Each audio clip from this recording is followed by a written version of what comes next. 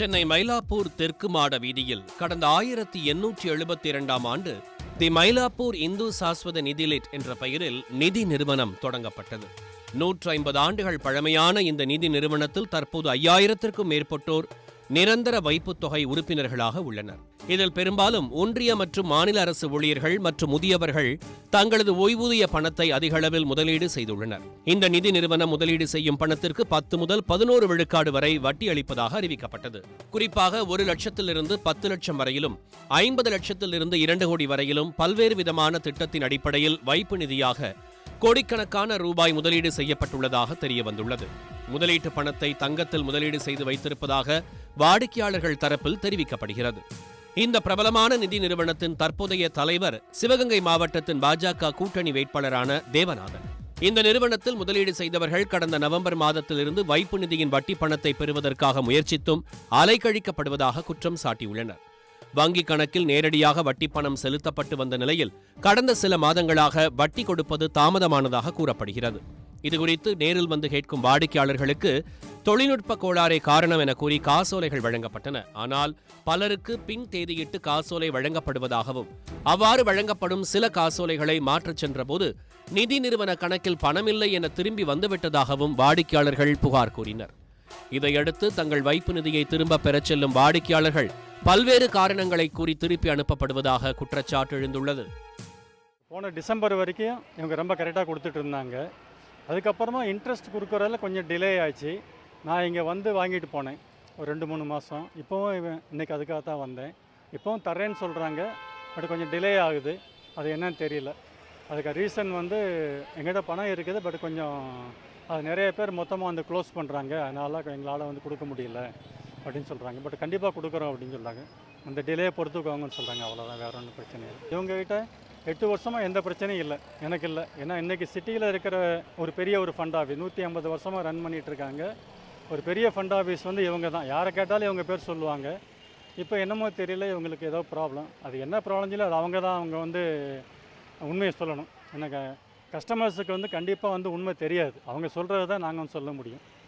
1 வாரம் 10 நாள் டிலே பண்ணுறாங்க, அவ்வளோதான்.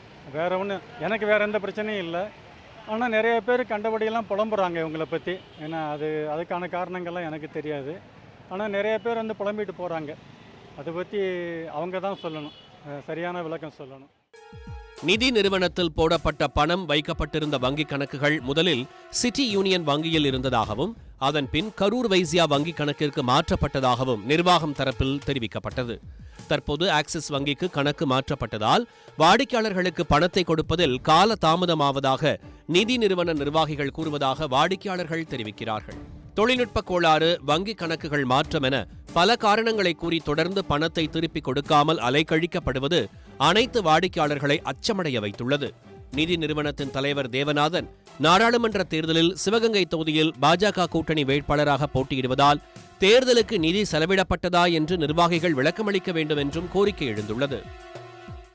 சிவகங்கை பாராளுமன்ற தொகுதியில் தேவநாதன் யாதவ் அப்படிங்கிறவர் வந்து பாஜக வேட்பாளராக நிற்கிறார் அப்படிங்கிறது நமக்கு தெரியும். அவருடைய வேட்பு மனுவில் மிக முக்கியமான ஒரு விஷயத்தை அவர் டிக்ளேர் பண்ணியிருக்கிறது என்னென்னா, பல்வேறு ஷேர்ஸ் அவருக்கு என்னெல்லாம் இருக்குது அப்படிங்கிறத டிக்ளேர் பண்ணியிருக்கிறாரு.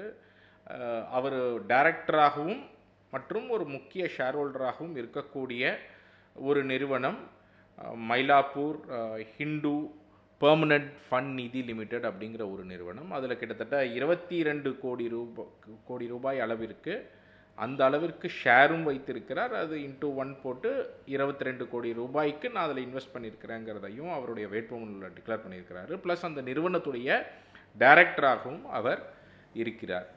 இப்பொழுது அந்த நிறுவனத்தில் நிறைய பேர் டெபாசிட் பண்ணியிருக்கிற பணத்தை வந்து டிசம்பர் மாதத்திற்கு பிறகு அவர்களுக்கு இன்ட்ரெஸ்ட் பேமெண்ட்ஸ் எல்லாம், அதாவது வட்டி வந்து கிடைக்க மாட்டேங்குது, சரியாக கொடுக்கப்படுவதில்லை, பணம் போய் கேட்டாலும் மீண்டும் திரும்ப எங்களுக்கு பணத்தை கொடுங்க அப்படின்னு கேட்டாலும் கொடுப்பதில்லை அப்படின்னு சொல்லி ஒரு முக்கியமான புகார் எழும்பியிருப்பதாக செய்தித்தாளில் வந்திருக்கிறது. இதில் ரொம்ப தெளிவாக தேவநாதன் யாதவ் அவர்கள் வந்து வெளிப்படையாக வந்து சொல்லணும்.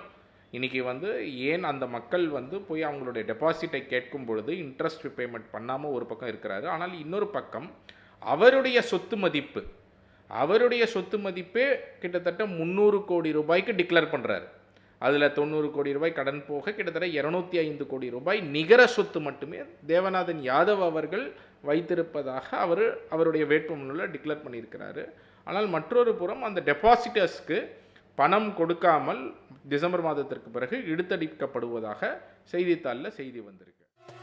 ஆருத்ரா கோல்ட் ட்ரேடிங் நிறுவனம் ஹிஜாவு ஐஎஃப்எஸ் நிறுவனத்தின் மூலமாக அதிக வட்டி தருவதாக கூறி ஆயிரக்கணக்கான கோடி ரூபாய் பொதுமக்களிடம் மோசடி செய்யப்பட்டதாக வழக்கு நிலுவையில் இருந்து வரும் நிலையில் மயிலாப்பூர் இந்து சாஸ்வத நிதி நிறுவனத்திலும் பணம் இல்லை என வாடிக்கையாளர்கள் அலைக்கழிக்கப்படுவது பெரும் சந்தேகத்தை ஏற்படுத்துகிறது. வருமான வரித்துறையும் அமலாக்கத்துறையும் தேர்தல் ஆணையமும் ஒரு பாஜக வேட்பாளர் தலைவராக இருக்கும் நிதி நிறுவனத்தில் மோசடி நடந்திருப்பதாக குற்றச்சாட்டு எழுந்த நிலையில் விசாரணை நடத்தாதது ஏன் என தமிழ்நாடு காங்கிரஸ் கமிட்டி தலைவர் செல்வ பெருந்தகை கேள்வி எழுப்பினார். இது தொடர்பாக விரிவான விசாரணை நடத்தப்பட வேண்டுமென காங்கிரஸ் ஊடக பிரிவு தலைவர் ஆனந்த் சீனிவாசனும் வலியுறுத்தியுள்ளார். இது 500 கோடியா 50 கோடியா இல்லை 10 கோடியாங்கிறது பிரச்சனை கிடையாது. ஒரு நிதி நடத்துகிறவங்க அந்த ஆன் டிமாண்ட் அந்த பணத்தை திரும்பி கொடுக்கணும். அவங்களால கொடுக்க முடியல. 3 மாதமாக அவங்க வட்டி கொடுக்கலன்னு கம்ப்ளைண்ட் பண்ணுறாங்க. மாதம் வட்டி கொடுக்கணும். அதுக்கு சேவிங்ஸ் பேங்க் அங்கே ஓப்பன் பண்ணால் க்ரெடிட் பண்ணுவோன்னு சொல்லியிருக்காங்க. அவங்க சேவிங்ஸ் பேங்க்கில் 3 மாதமாக க்ரெடிட் பண்ணல. 3 மாதம் ஆன அப்புறம் அந்த முதியவருக்கு பயம் வந்தப்புறம் என்னை கூப்பிட்டதுனால எனக்கு அப்படி தான் இந்த விஷயம் தெரியும். சாஃப்ட்வேர் சேஞ்ச் பண்ணுறதுக்காக நீங்கள் இன்ட்ரெஸ்ட் பேமெண்ட்டை டிலே பண்ணலான்னு சட்டத்தில் இடமே கிடையாது. இது 1 வாரம் டிலே கூட, 1 நாள் கூட நீங்கள் டிலே பண்ணக்கூடாது. 1 வாரம் டிலே பண்ணுறதே சட்டப்படி தப்பு, குற்றம். ஆனால் இது 1 வாரம் டிலே கிடையாது. இது 1 வாரத்துக்கு அந்த பெரியவர் சொன்னது 3 மாதம் டிலே.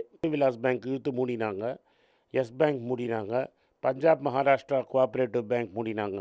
அதனால் ஹெச்டிஎஃப்சி பேங்க்கோ ஐசிஐசிஐ பேங்க்கோ ஸ்டேட் பேங்க் ஆஃப் இந்தியாவோ எங்களால் பணம் கொடுக்க முடியலன்னு சொல்ல முடியுமா?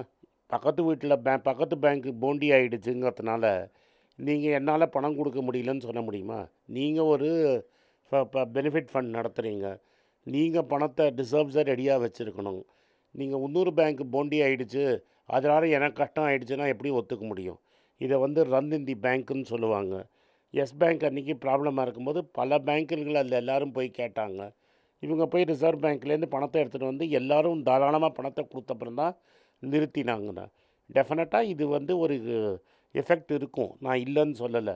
பட் ரிசர்வ்ஸ் மெயின்டைன் பண்ண வேண்டியது உங்கள் கஷ்டம். எல்லா டெபாசிட்டரும் பணம் கேட்டால் நீங்கள் கொடுத்து தான் ஆகணும்.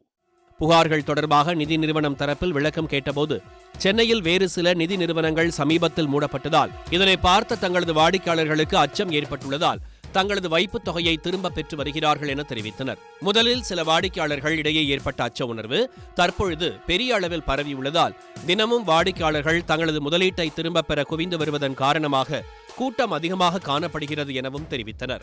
மேலும் வாடிக்கையாளர்களுக்கு வைப்பு நிதிக்கு செலுத்த வேண்டிய வட்டித் தொகை மென்பொருள் கோளாறு காரணமாக சமீப காலமாக சற்று காலதாமதமானதாகவும் இதனால் வட்டித் தொகையானது காசோலையாக கொடுத்து வருவதாகவும் சில தினங்களில் மென்பொருள் கோளாறு சரி செய்த பின் வழக்கம் போல வட்டித் தொகை நேரடியாக வங்கிக் கணக்கிற்கு செலுத்தப்படும் என தெரிவித்தனர்.